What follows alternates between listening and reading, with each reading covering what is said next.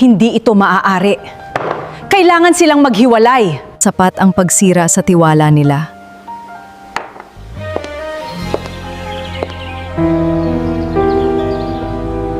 Kung ganoon, oras na para gumawa ako ng mas mahirap na desisyon. Akala ko mawawala na ang tiwala mo sa akin.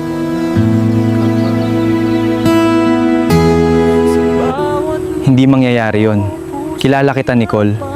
Mas pipiliin kong pakinggan ka kaysa maniwala sa kasinungalingan.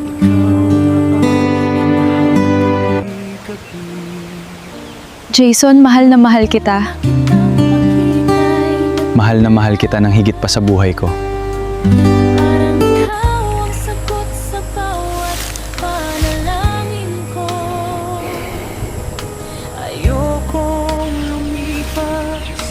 Mahal kita! Mahal na mahal!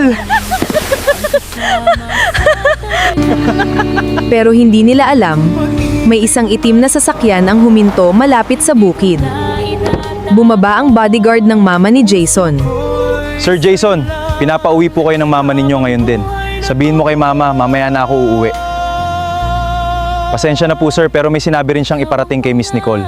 Ano po ang sinabi niya?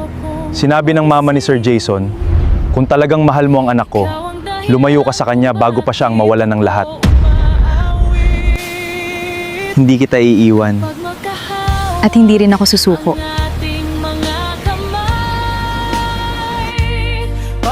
Hanggang kailan ninyo kayang tuparin ang mga pangakong yan?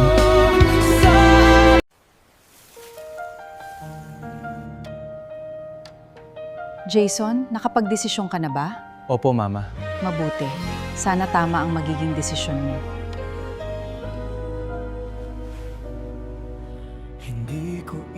Mahal ko si Nicole at hindi ko siya iiwan.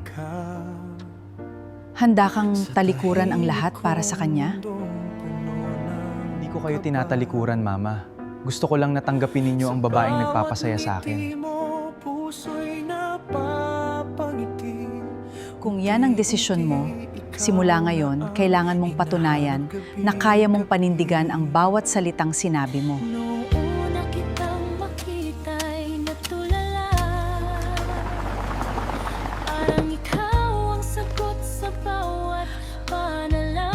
Nicole, Jason, bakit nandito ka? mahal para sa'yo ang bulaklak na ito. Tatay, mahal ko po anak nyo. Handa ko po siya ipaglaban kahit mama ko pa. Hindi na ako magtatago.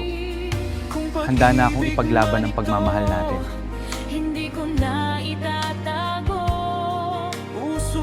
Sigurado ka ba? Kahit gaano kahirap ang pagdadaanan natin, hindi na kita hahayaang lumaban ng mag-isa. Ikaw ang pangarap na ayokong magising. Ikaw ang dahilan kung bakit ako umaawit. Kapag magkahal